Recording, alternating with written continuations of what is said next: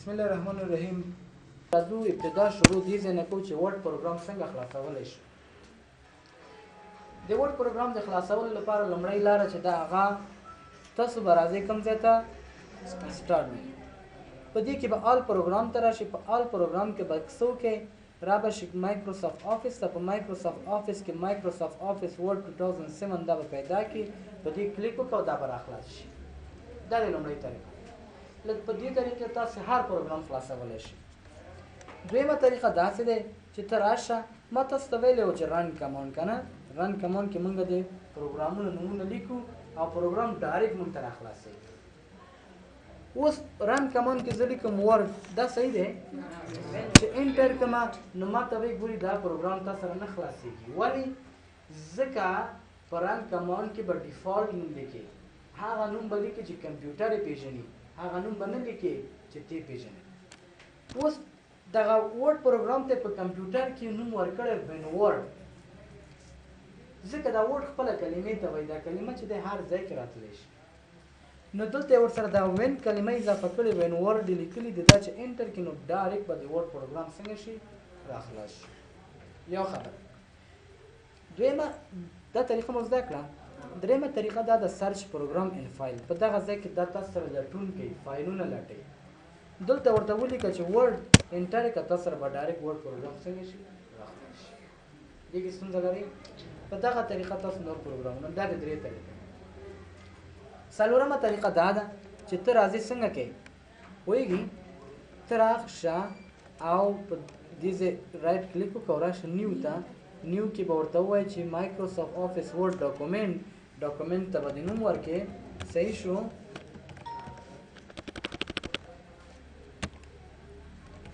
ټیسټ په نامه مې دا سیو کړه. دا د ډاکومنټ د سیو کړه. اوس یې راخلاص. دا هم یو طریقه. دا سویمه شوه. پنځمه طریقه داسې ده د شارټکټ له لارې. د څه شي له لارې؟ د شارټکټ. د شارټکټ له لارې ته راځي آل پروګرام ته. آل پروګرام کې مایکروسافټ آفیس پیدا کړئ. مایکروسافټ آفیس ورډ پروګرام باندې رایټ کلیک کړئ. پراپرټیز ته راځي. په پراپرټیز کې دلته ګورئ یو شارټکټ کی جوړی ته ورته. تا سره به دلته څه لیکل شوي وي؟ نن. یعنې نشته. شارټکټ د دې لپاره نشته. نو زه ورته وایم ورډ په ډبلیو شروع کېږي. زه ورته وایم ډبلیو باندې زه دا خلاصوم. نو چې ډبلیو ووهم کنټرول آلټ دا موډیفایر په خپله راته راکړي. یعنې کنټرول آلټ به خامخا نیسي. کنټرول آلټ او ډبلیو خو ستا خوښه چې ډبلیو ورکړئ، ایکس ورکړئ، زیډ پي کیو آر اس ټي هر یو چې د خوښه. یو توری ستا په خوښه کنټرول آلټ خامخا. نو دا وکړي که دا کنټینیو کړه. صحیح شو. کنټرول آلټ ډبلیو ووهه نو تاسو سره به مایکروسافټ ورډ پروګرام څنګه شي راخلاص. نو دا موږ سره د مایکروسافټ ورډ پروګرام د راخلاصولو طریقې.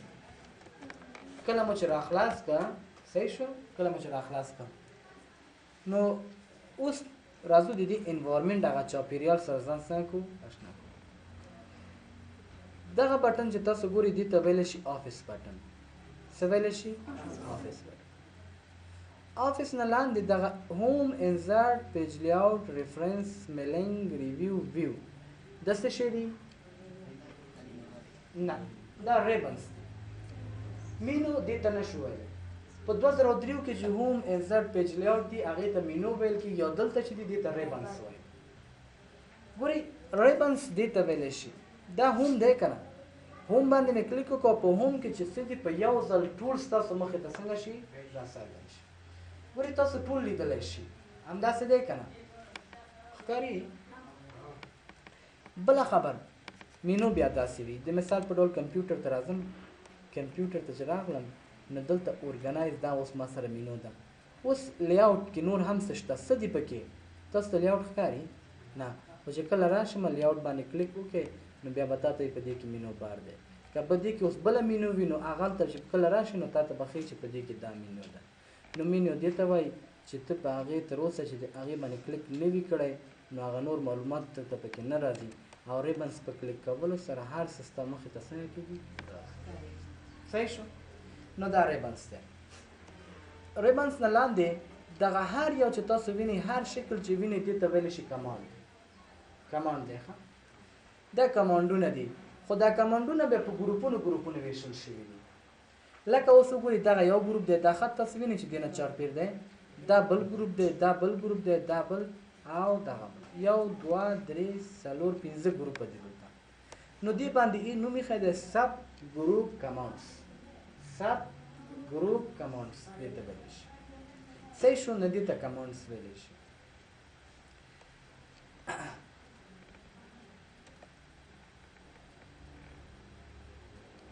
دغه چې تاسو وینئ دې ته ویلی شي سکرول بار څه سکرول بار سکرول بار د څه لپاره استعمالیږي ګورئ که چېرته ما سره لیکل وي مثلا 10 پاراګرافه لیکل دي ما سره 10 پاراګرافه لیکل نو ګورئ خطر دغه ځای خو دغه کرنټ پورې دا لیکل ما سره ښکاري دې نه لاندې لیکل اوس زه غواړم وګورم نو دا خو دا لیکل ډېر دي څلور پنځه ورقې کې دي دا زما د کمپیوټر سکرین خو دومره غټ نه دی چې دا ټولې ورقې راته وښیي اوس مجبور یې چې دې کې به ته حرکت کې سکرولینګ به کوې په دې کې د سکرول لپاره به ته راځې دلته سکرول بار باندې کلیک کړو داسې راکته شه راځه لاندې صحیح شو دې ته سکرولینګ وي دلته یو سکرول دا چې دی دا عمودي سکرول بار دی موږ سره افقي سکرول بار هم موږ لرو افقي سکرول بار کله چې دا صفحه دې راوړاندې کې نو تا ته افقي سکرول بار درکړي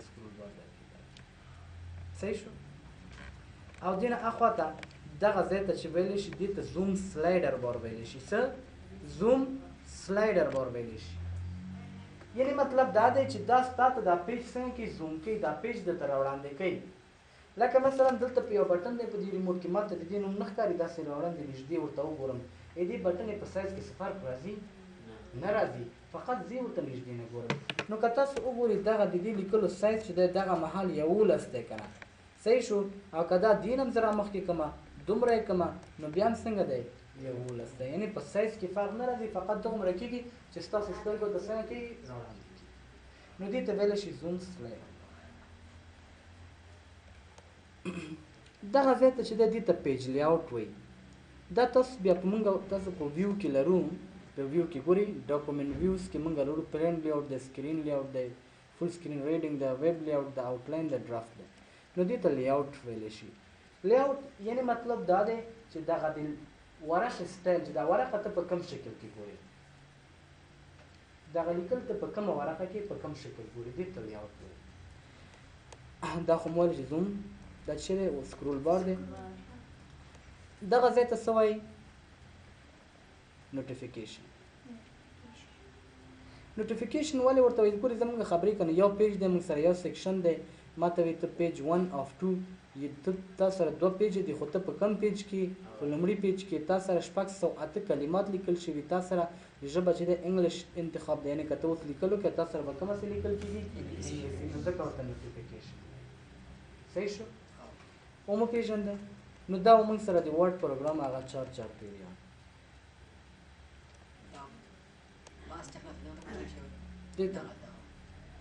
نو دغه ته ویلی شي کویک اکسس ټول بار دی ته ویلی شي دغه کویک اکسس ټول بار چې دی ګوري دا د دغه ځای برخه نه ده صحیح شو دا په اصلا کې دغه پورته دغه ځای ته ټایټل بار ویلی شي په ټایټل بار کې یو چې دی آفیس بټن ده صحیح شو او بل چې دی دغه بټن دی چې دې ته کیپشن ویلی شي چې دغه چې دی موږ سره د کلوز بټن ده دغه چې دی د ریسټور ډاون بټن دی او دغه چې دی د منیمایز بټن دی منیمایز یعنی یو فایل کته کې کوم ځای ته ټاسک بار ته او بیرته چې راشي په دې کلیک وکړئ دا او دا ریسټور ډاون او دلته بیرته دې ته څه وایي چې بیا هغه کې مګزیمایز منیمایز او مګزیمایز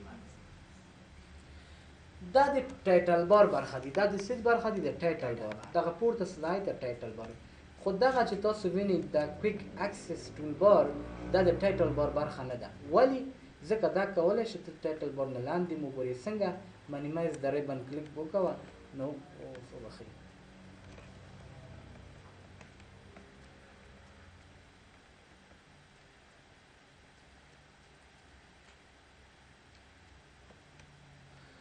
ګورئ زه ورته وایم چې شو بلاف د ریبن نه لاندې راته وښیه دا د ریبن نه لاندې وښیي نو که چېرته دا په ټایټل بار کې وی نو مطلب به دا و چې دا به همغه ځای کې ثابت پاتې شوی وی خو دا ثابت نه پاتې کېږي ریبنس نه لاندې هم راځي ریبنس نه پورته هم راځي که ریبنس نه لاندې غواړې نو ته به دلته کلیک کوې چې څه ریبنس بلاف به کلیک کوې او که ریبنس نه پورته غواړې اباف د ریبن یعنې د ریبنس نه پورته راغواړې صحیح شو ومو پېژندې چاپېریال دی نو دا موږ سره د ورډ پروګرام چاپیریال چې راځو نن شروع کوو د څه نه د هوم ریبنز نه. په هوم ریبنز کې کټ کاپي پیسټ باندې خبره کوو. ګورئ په وینډوز کې موږ کټ کاپي پیسټ وویل، تاسو ته امتحان کې سوالونه هم راغلي وو. دا لیکل دي مثلا دغه لیکل تاسو سره په سور رنګ کې دي او دغه راشه دا تاسو سره په کوم رنګ کې دي؟ په دغه سیو رنګ کې، او دا تاسو سره په ګرین کلر کې. اوس خبره دلته دا ده دغه شین رنګ کې چې څه لیکل دي دا زه سلیکټ کوم. مهمه خبره په ورډ پروګرام کې سلیکشن ده. که ته غواړې په یو ځای کې څه چینج راولې، څه تبدیلات یا تغییرات یو څه ترمنځ کې، نو ته مجبور و مکلف یې چې هغه ځای سلیکټ کړې. څه تغییرات راوستل غواړې هغه به سلیکټ کړې، که سلیکټ دې نه کړ نه کېږي تغییرات نه. نو زه ګورې دغه کټ کومه.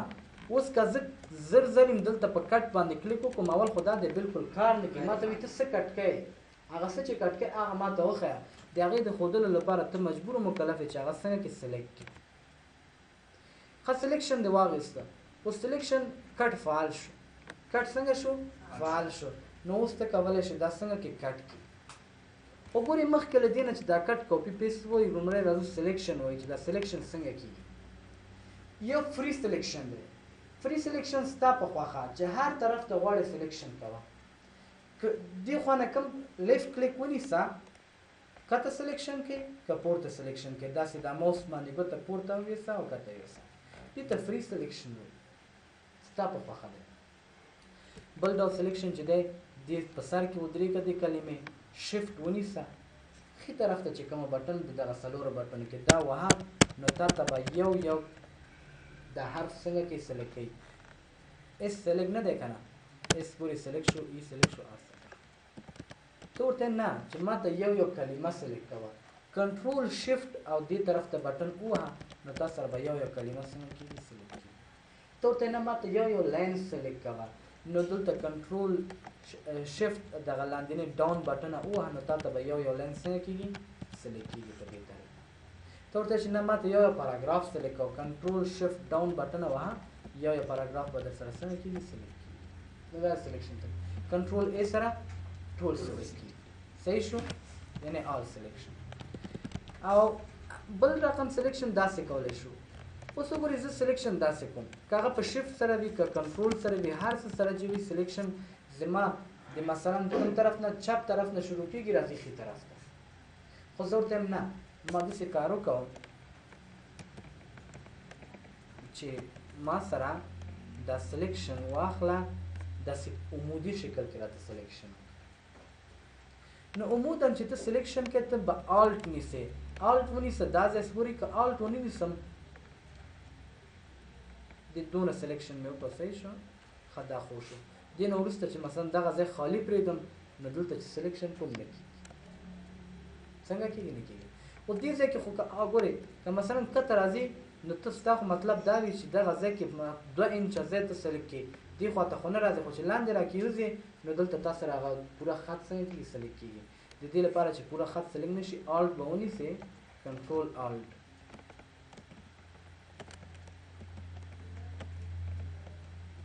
اول به آلټ ونیسي بیا به سلیکشن شروع کړي. ما مخکې سلیکشن کړی و، بیا مې اول به آلټ ونیسي، سلیکشن به څنګه کې شروع کړي.